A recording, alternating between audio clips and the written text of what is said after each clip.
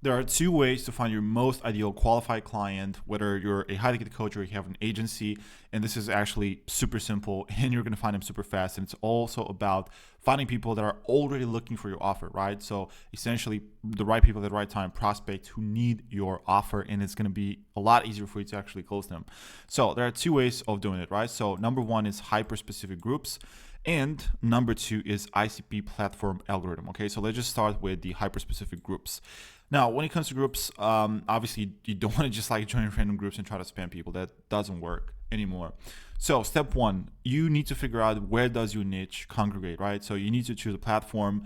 Obviously, depending on what your industry is, like what your niche is, they're most probably going to be more active on a specific platform, right? So obviously, we have a lot of social media platforms like Instagram, X, Facebook, LinkedIn, etc. Obviously, you cannot have groups on Instagram or like on X, but you can have groups on Facebook and LinkedIn, right?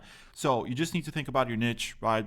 For example, your coaches, consultants, agency owners, super easy to find them on LinkedIn, but on Facebook as well. If you're selling like B2C or something, most of the times you're going to be able to find people on Facebook and so on. Like if you have like a dating offer or you help electricians, technicians, engineers, whatever, you're mostly going to find them on Facebook. But the whole point is that you need to figure out where does your niche congregate, right? Just take some time, think about it, and just, look for the platform, right? Where you just see them posting, you see them active, and yeah, you just see that they're there essentially, right? So this is step one. After you figure it out, like, okay, where does your niche actually congregate? And obviously, like, you need to make sure that you have the actual groups for this specific way to find a client. So let's just assume that, for you, it's going to be Facebook. Now, the next step is to find what I like to call third page groups, right? And what I mean by third page group is like, when you're searching on Google for something and obviously you have like multiple pages popping up, and right on the first page, you're going to see like the most, popular websites or like most popular things, whatever. And then as you go, into like the second page, the third page, fourth, whatever, then you're going to find like things that are not as popular, if that makes sense. Like not as many people are looking and clicking on those links for any specific reason, right? And so this is the exact same approach that we want to take here when we're looking to join groups, right? And this is because obviously the biggest groups, right? Just like simply put, the groups with the most members are going to be also packed with other people just like yourself who are trying to sell something, who are trying to pitch people there. So they're absolutely crammed with people trying to sell them something. So obviously that's not going to work. So the rule of thumb, first of all, right, you just want to avoid the top 50% biggest groups. Simply put, just avoid the big groups. You just want to take a look at the small groups, little small groups, and that is it, right? Don't want to go into the big groups because this is what everyone else is doing, spamming people, right? So next thing is avoid the obvious easy target groups, right? And what I mean by that, like, okay, let's just say that your market is coaches and consultants, right? You want to avoid groups that are named or like coaches and consultants and probably even have like 100,000 people in it, right? So you just want to avoid like the obvious groups because I'm telling you, a lot of people just like yourself are going to be there to pitch people. And man, like what's funny a lot of times is that you're going to find more people who are actually looking to sell something, so are not like coaches and consultants, but you're going to find more people who are looking to sell to coaches and consultants. Then you're going to find coaches and consultants in those big groups and like obvious groups. Another one could be SMMA owners, obviously, depending on, your niche. Just avoid the big obvious groups. That's just it, right? Just avoid that because it's not going to be worth it. Like it's just going to be a group full of, people trying to pitch coaches and consultants, right?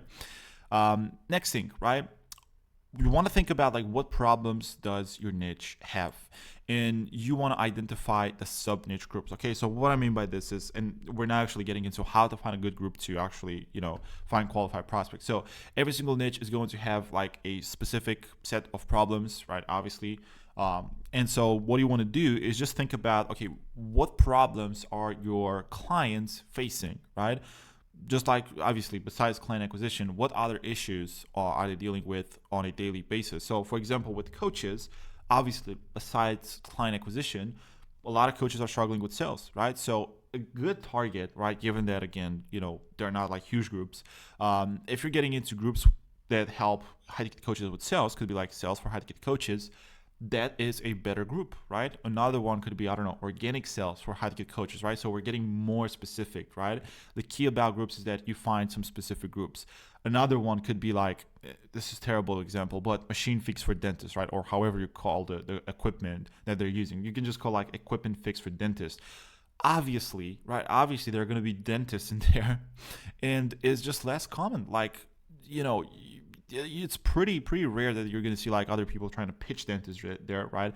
I assume probably like just people who help with fixing machines for dentists, but it's a very unique way of finding those groups where you're going to find dentists, right? So just think about the problems that your niche is having, right? So another one could be like, I don't know, roofers, like insurance for roofers, right? Completely random examples, but you do get the point. Like, what other issues do they have? And this is, again, a very unique group, because I can almost like guarantee you, if you find a group like this with not a lot of people in it, probably like 1,000 people, man, like those roofers are most likely going to be untouched, right? If we are to go with this example. So just think about like, what other problems does your niche have? Obviously, besides client acquisition. So you find like little small groups where you find people who are looking to solve that problem. Next could be, what software does your niche use, right? Obviously, given that, your niche uses actually software, because, for example, with dentists, it might not be the case. But what software does your niche use, right? So for agency owners, for example, could be Go High Level, right? Pretty obvious one, but it's not only limited to agency owners. So you also want to make sure that it's, at a certain extent, it's just only specific to your niche. Another one could be Kajabi for coaches and course creators. This one is for sure used by course creators. So rest assured, in Kajabi support groups or Kajabi groups, whatever, you're going to find course creators. Again, very original way of actually finding coaches, and this is why it works so well, right? Another one could be, again, Thinkific for coaches and course creators. And so, yeah, this is super easy, right? You just go in those specific groups, avoid the big groups, avoid the crowded groups, just take like the third page approach, right, with the smallest groups, and this is how you're going to find golden leads in there. And also, the last thing about finding groups is just finding sub niches within your market, right? So what I mean by this is, you can just, right, obviously have the whole niche, like for example, could be coaches. This is the whole niche, but obviously you can niche down. You have sub niches within the market. Could be life coaches, dating coaches, whatever, right? And so you can go into smaller groups that are specifically for a specific type of coaches in this example, right? Could be like life and mindset coaches, because obviously there still might be people who are just looking to sell the coaches and pitch them, but because it's more specific, there actually might be quite a lot of life and mindset coaches who are probably looking for, support, or to kind of like help, each other, just to be a community where they talk about, I don't know, how to help their clients and so on. But again, the chances of you finding more, people, coaches, consultants who actually need your help and haven't been pitched, like absolutely bombarded, the chances are way higher if you go into sub niches, right? Into like very, very specific groups. Another one could be like industrial solar companies. Again, I have no knowledge about solar companies or anything like that, so maybe this doesn't make any sense, but you do get the point. Like obviously the solar niche is like the whole niche, right? But obviously you have sub niches within it, like industrial, I don't know, military, like in residential, whatever, right? And so based on that, you go into sub niches, right? Another one could be gym owners, right? Meaning gym owners is the overall like niche, right? Which is very big, very broad. But you can go into like just specifically CrossFit gym owners, because, for example, it might be that there actually is a group with a lot of CrossFit gym owners, because they have a specific set of problems and they want to help each other. It's kind of like more reserved, right? It's like a smaller group, and this is where it's absolutely gonna be a gold mine for your business, right? So super, super important, right?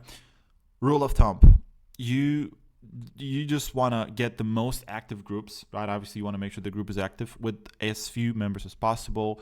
But when I say a few members as possible, you don't want to really take a look at the 50 members groups. You want to make sure that they have at least 1,000 members, right? In my experience, like could be 800 as well. That is also going to work extremely well. But I would say like around the 1K mark, that those are the best groups, right? Especially on Facebook. On LinkedIn, it's probably going to be a little bit different because LinkedIn is not that popular with groups, but on Facebook, for sure, 1,000, 800, 700, around that's ideal. So what do you want to do next, right? Because like, how do you actually apply it? You just want to make a list of 20 potential groups and just literally list all the groups, have a spreadsheet, put all the 20 groups in there, and just test a sample for each of the groups, right? You want to test like the qualified lead concentration. Okay, so what this is basically, you're going to take 20 leads from every single group, right? And then you're going to see how many of them are actually qualified, and based on that, you're going to assign a score for each group. Okay, so for example, group 1, out of 20 leads, 5 were qualified. Okay, you get a score of 5. Next one gets maybe a score of 7. Next one gets a score of 3. Next one gets a score of like 15 and whatever. You do get the point. The group with the highest score wins. That's going to be your absolute gold mine, where you're going to find a lot of good leads, right? And obviously, what I mean by qualified lead is, first of all, make sure that if you're going into like a CrossFit gym owners group, you want to make sure that you actually have CrossFit gym owners. That's a qualified lead, and it's just a person that you can help, right? So like, you need to figure out like what is all the criteria for you to pick an ideal client. And obviously, if there's someone who is helping CrossFit gym owners grow, which is obviously someone else from the exterior who's trying to pitch gym owners, right? That is not a qualified person, obviously. So you just want to count the potential clients. So this is how you do it with groups. Very simple, very straightforward, and an absolute gold mine. I guarantee you that if you find a small group, you're absolutely going to kill it. You're going to find super high quality leads. Now let's get into the second one, which is a little bit simpler. But essentially, this is ICP platform algorithm. So what you're going to do is you're going to take a look at your clients. You're going to think of the best client who has everything that you require them to have, dream client, and you just open up their profile right on one of these platforms, okay? Or if you don't have a client yet, that's like absolutely amazing, then you can just find a qualified profile, right? Just take a look like at a lead and just find a qualified profile. It's that simple.